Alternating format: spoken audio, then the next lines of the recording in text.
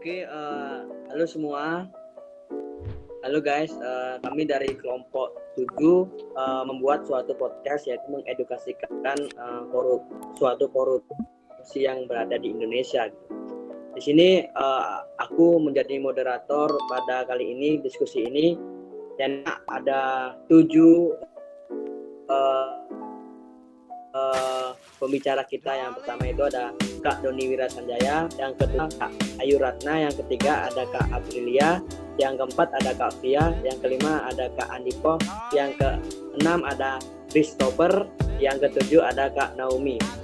Oke, jadi di sini kami akan mendiskusikan tentang kasus korupsi Setia Novanto, tentang korupsi EKTP. Jadi langsung saja, untuk mempersingkat waktu, langsung ke pembicara yang pertama, itu ada Kak Doni Wirasanjaya. Halo Kak Daya. Halo Kak Indra.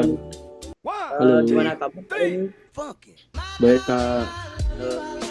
Boleh memperkenalkan diri Kak Doni biar sama semua tahu. Halo. Perkenalkan, saya Doni Wirasanjaya. Saya dari Film Manajemen Angkatan 2019. Oke, Kak Doni, aku mau nanya dong, apa latar belakang dari kasus korupsi Setia Novanto itu, ataupun bisa dijelaskan? Boleh Kak, langsung saja Kak. Simpel aja sih Kak, dari saya sendiri, kalau korupsi itu adalah suatu tindak mencuri ya intinya, baik itu barang atau nah, korupsi di sini juga mencuri uang rakyat. Itu simpelnya sih dari aku. Nah, kalau dari kasus EKTP ini akarnya adalah pada tahun 2006, yaitu Menteri Dalam Negeri ingin membuat KTP elektronik untuk Indonesia dan eksekusi pada tahun 2010. Waktu itu dimenangkan oleh salah satu perusahaan tendernya. Namun pada saat itu KPU atau Komisi Persaingan Usaha merasa ada kejanggalan dalam pemilihan tender proyek KTP ini. Dan puncaknya pada tahun 2012, dalam kasus ini KPK menetapkan 6 tersangka, yang diantaranya ada Sugiarto, Irman, Andi Nanggong, Markus Nari, Anang Sugianto, dan Setia Novanto yang menjadi dalamnya di sini. Dan diperkirakan merugikan negara hingga 2 triliun rupiah. Dari sini saya bisa mengatakan bahwa bentuk korupsi yang dilakukan di KTP ini adalah merugikan negara, karena sudah jelas di situ jelaskan merugikan sebesar triliun negara. Nah, kenapa perilaku koruptif ini dapat terjadi? Ya karena kasus EKTP ini dapat terjadi karena adanya kesempatan dari pemangku kebijakan. Karena kita ketahui sendiri 6 tersangka tersebut adalah orang yang memiliki jabatan, dan yang faktor penyebabnya adalah untuk mempertahankan gaya hidup mereka yang begitu mewah. Tentu saja kita ketahui pejabat di Indonesia memiliki gaya hidup yang begitu mewah, teman-teman. Sehingga ya untuk mempertahankan gaya hidup tersebut, ya mereka menggunakan jabatan mereka sebagai alatnya untuk dan melakukan tindakan korupsi. Gitu sih Kak. Oke Kak Doni, sangat bagus ya materi yang telah disampaikan Kak Doni tentang latar belakang korupsi. Memang pejabat sekarang yang saya ketahui itu dia tuh gila dengan uang gitu. Kurang saja padahal mereka sudah menempatkan posisi yang begitu relevan, yang lebih tinggi gitu, tapi tetap saja namanya korupsi gitu. Oke, makasih untuk Kak Doni atas pemaparan materinya. Kita lanjutkan saja untuk Kak Ayu Ratna dan Kak Aprilia. Buat cewek-cewek yang cantik nih tampaknya. Oke, halo kakak-kakak semua. Halo Kak Hendrawan. Halo Kak Hendrawan. Halo. Oke, ada Kak pepatah mengatakan tak kenal maka tak sayang. Bolehlah perkenalkan diri untuk wanita-wanita yang cantik ini. Oke, silakan Kak, dari mana aja dah. Silakan. Oke, sebelumnya terima kasih. Perkenalkan, saya Igusti Ayu Ratna dari Fakultas Ekonomi dan Bisnis, jurusan Manajemen, angkatan 2019.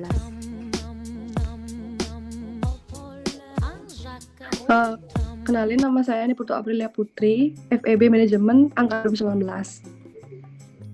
Oke, Kak, langsung saja. Sini Kak, perjalanan kasus korupsi Setia Novanto di kasus korupsi EKTP ini, bisa dijelaskan. Oke, dari Kak Ayu Ratna dulu deh. Oke, jadi kasus dari perjalanan bisa kita bilang ini mega proyek EKTP ya. Jadi perjalanan Setia Novanto itu dari tepatnya tanggal 17 Agustus tuh Novanto itu ditetapkan sebagai tersangka keempat dugaan korupsi EKTP. Nah, bersama rekan-rekannya yang lain yang seperti yang dijelaskan tadi oleh Kak Doni, ada Sugiharto yang kita tahu divonis 5 tahun. Kemudian ada Irman juga yang divonis 7 tahun dan pengusaha sukses bernama Andi Narogong yang divonis dan juga terlibat dalam kasus ini.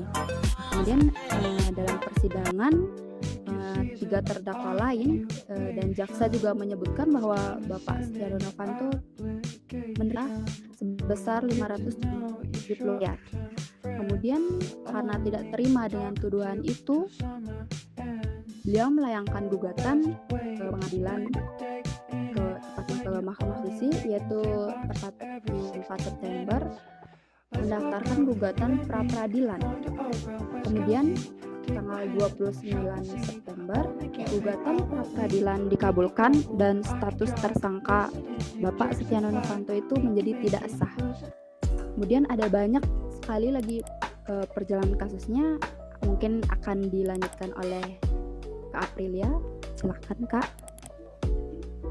Oke, makasih Kak Ratna waktunya.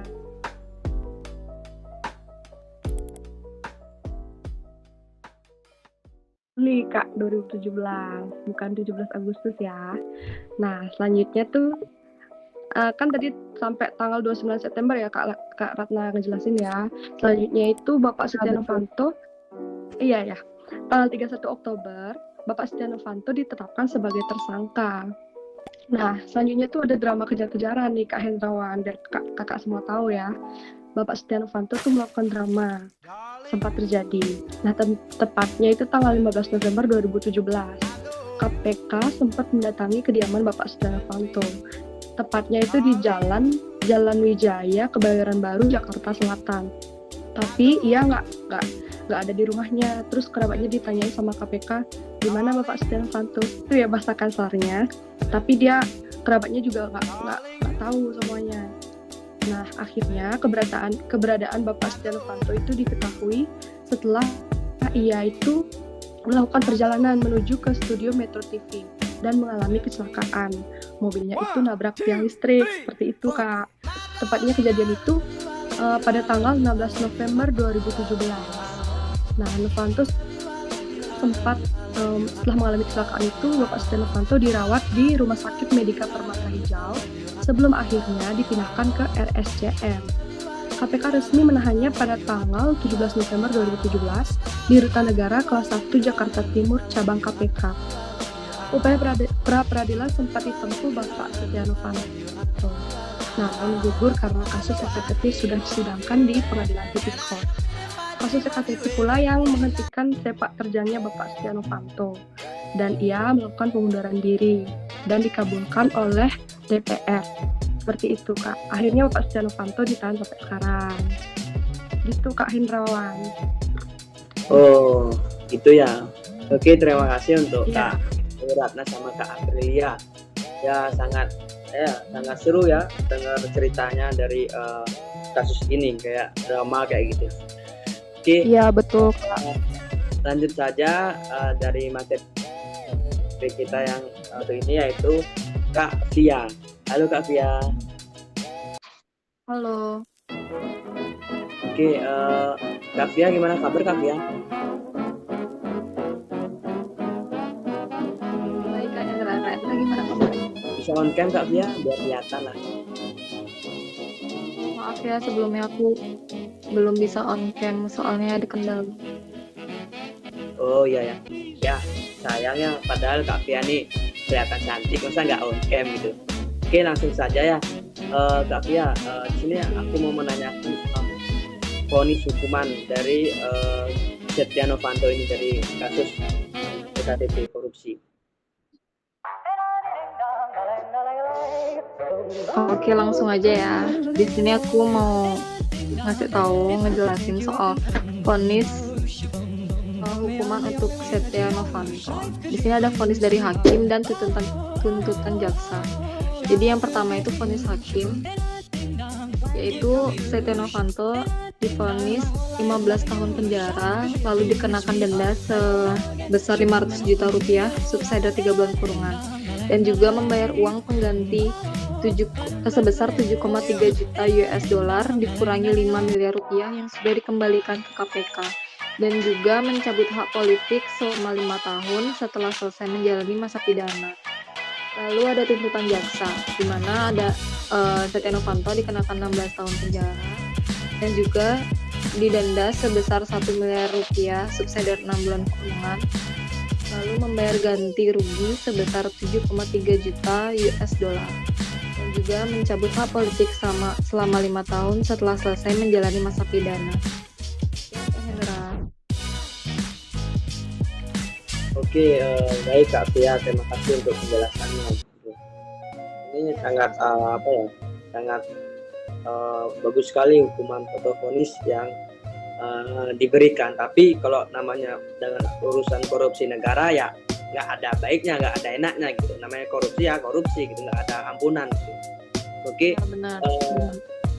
langsung lanjut saja kita ke pemateri yang selanjutnya, itu ada Kak Andi.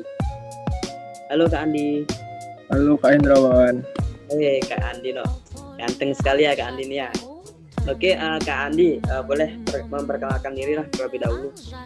Baik, perkenalkan nama aku Andi Po, jurusan Fakultas FEB, jurusan Manajemen. Oke, Kak Andi, di sini aku mau menanyakan dong tentang upaya apa ataupun upaya pencegahan mencegah korupsi ini gitu, korupsi di Indonesia gitu. Bisa dijelaskan? Menurut aku, cara mencegah korupsi yang pertama yaitu dari sistem pemerintahannya, di mana alur keuangan tersebut haruslah dibuat setransparansi mungkin. Terus supaya masyarakat bisa melihat kemana alur uang tersebut dan apa tujuan uang tersebut dikeluarkan. Yang kedua ada hukum suatu negara. Hukum suatu negara haruslah dibuat seketat mungkin guna untuk membuat efek jerah. Ketika hukum suatu negara tersebut sudah ketat, maka orang-orang akan berpikir berulang-ulang kali melakukan tindak pidana korupsi tersebut. Yang ketiga ada dari sumber daya manusianya. Seharusnya kita sudah diajar pendidikan anti korupsi sejak dini, guna untuk meningkatkan kualitas sumber daya manusianya. Sekian sih Kak dari saya.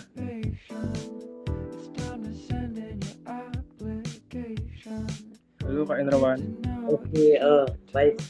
Terima kasih Kak Andi, itu sangat jelas sekali pencegahan yang mencegah korupsi di Indonesia gitu. Baik, langsung saja kita lanjut ke materi kita, yaitu ada Kak Christopher. Halo. Ya, halo. Oke, Kak Christopher bisa memperkenalkan diri ya? Ya, saya Christopher dari Fakultas Ekonomi Bisnis dan jurusan Manajemen. Oke, Kak Christopher. Di sini aku mau menanyakan gimana sih peran mahasiswa untuk korupsi ini ataupun mencegah korupsi, peran mahasiswa bagaimana gitu seharusnya?